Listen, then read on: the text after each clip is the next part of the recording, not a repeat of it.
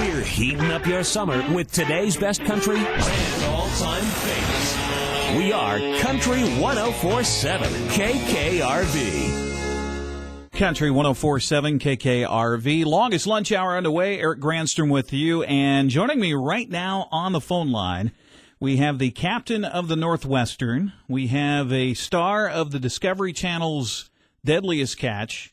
We have a, let's see, what else can I throw in there? He's an author and now a voiceover actor as well. Does that pretty much cover it, Sig Hansen? Yeah, I didn't know I did a book. That was a lot of fun, and I got to do a little skit in Cars 2. You know, I was the voice of Krabby, so that was a lot of fun. Yeah, see, I've got younger kids, and they don't really know about Deadliest Catch, but when I told them that you were a voice on that, then, oh my gosh, you know, I mean, you were next to Elvis then. Well, Sig, let's talk about this season. We're going to talk about Friday night and you coming here to Wenatchee in a bit, but let's talk about this season. I think we've got, 2 episodes left of the show. Of course, everybody's honed in on the show, but it's life for you. So how was the season this year? It was a nightmare is what it was. We've never seen anything like it. So we didn't, you know, typically we'd be done around April, May, something like that. This year we had to push it through middle of June. There was ice all the way up to the middle of June. It was that bad.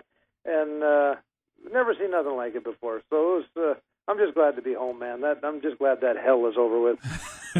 Well, and season, you talk about ice, and is it regular for you guys to cut in the middle of the season because of the ice and go home for a week or two and then come back? No, that's not common at all. But, you know, we didn't have a choice. I mean, it engulfed all the fishing grounds. And so you just had to throw your hands up. And the last thing you want to do is go home. You just want to kind of get it done. But that wasn't in the cards for us this year. So it was terrible. You know, it is one of those things.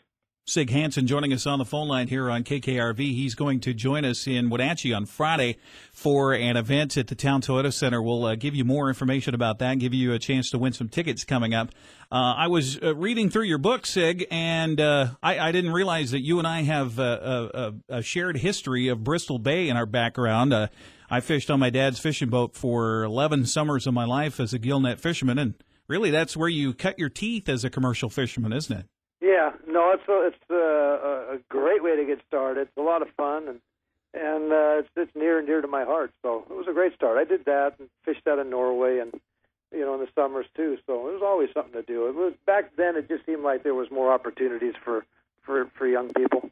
I watched the Deadliest Catch, and I've never been on a crab boat, so I won't say that I know anything about what that's like. I have an inkling just because of commercial fishing in Bristol Bay, but I can't imagine as I know how the world of fishermen is, and I grew up from a long line of my grandfather was Norwegian, and they come from the old country, and I mean they're fisher and loggers, and it's a very tight knit and very quiet group. And you don't brag. You don't talk about how much you caught, how much money you made, and then you're on this TV show where that's a lot of the focus. I know. You know what? That's the thing. We really struggled with doing this thing. We really did.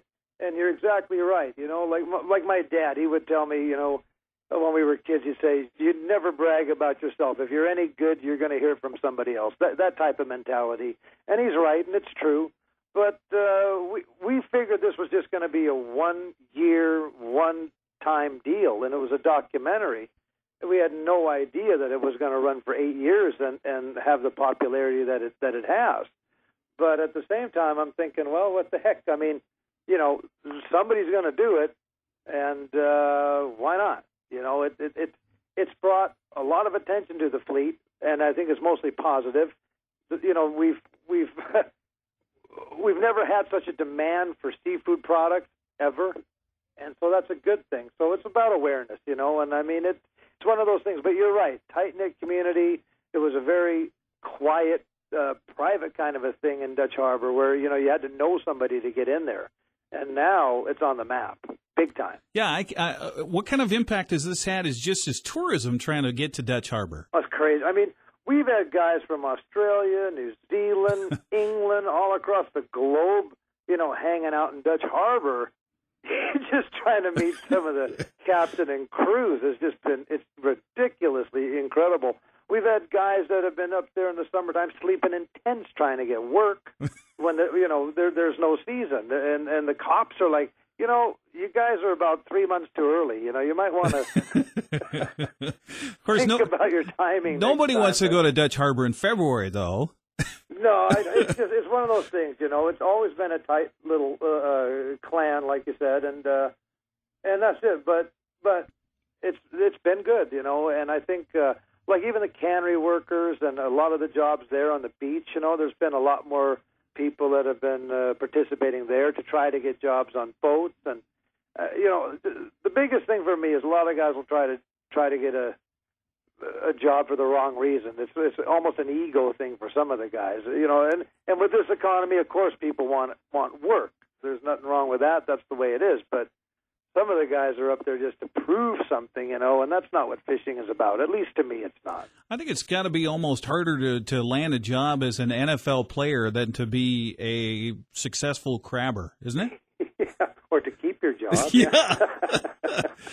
Sig Hansen joining us here on Country 104.7 KKRV. Sig's coming to town on Friday at the Town Toyota Center. Let's talk a little bit about what's going to happen on Friday night. What can we expect, Sig? Well, I mean, for me, it's more of a personal connection with the crowd, that the fans, I guess you'd call it. It's gotten to the point where, I mean, we get hundreds of thousands of emails, and people just want to know more. It's more of an intimate thing. They show you so much on the program. You can only see so much on an hour of TV, and it's just incredible. It's gone from this, like this fishing competition thing to where now it's about the personalities and lives of a lot of the people on the show.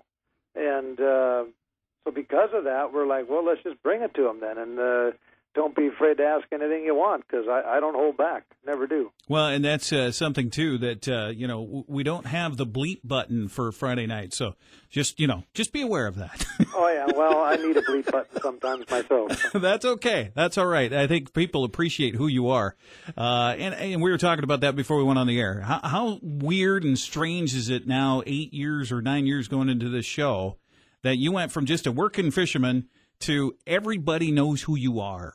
It's crazy. I mean, the Hillstrands and I were in Australia last year. We did a tour together, and I was just walking down the street, and a couple of gals just kind of flipped out. They couldn't believe it was me. They had no idea we were even there doing a show, and this is in Australia. We've been all over the globe promoting the program for Discovery, and just out of the blue, guys will recognize you. So it's crazy, but it's flattering and all that.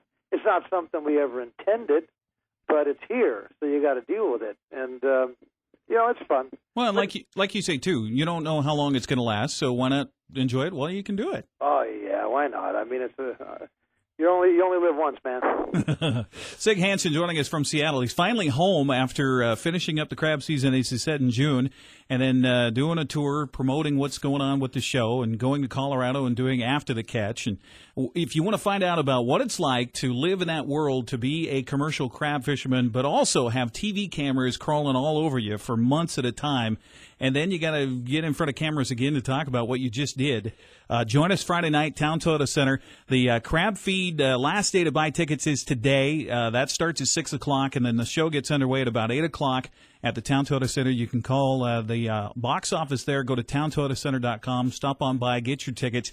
A chance to get an intimate sit-down Q&A with Sig Hansen, the captain of the Northwestern. Did I do that right, Sig? You got it right, man. We're not the Kardashians. We're going to get real.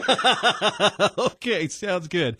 Well, Sig, hang on the phone line real quick, okay? You bet. There you go. Captain Sig Hansen with the Northwestern of Discovery Channel's Deadliest Catch. Going to be here Friday. Don't miss out. It's a unique opportunity to get a chance to see him up close and personal here in the Wenatchee Valley. TownToyotaCenter.com for more information. Again, those crab feed tickets going to sell out here today. Get your tickets through the rest of the week. It's only $20 to see the show, and you don't want to miss this. As natural as a Washington apple. Country 104.7 KKRV.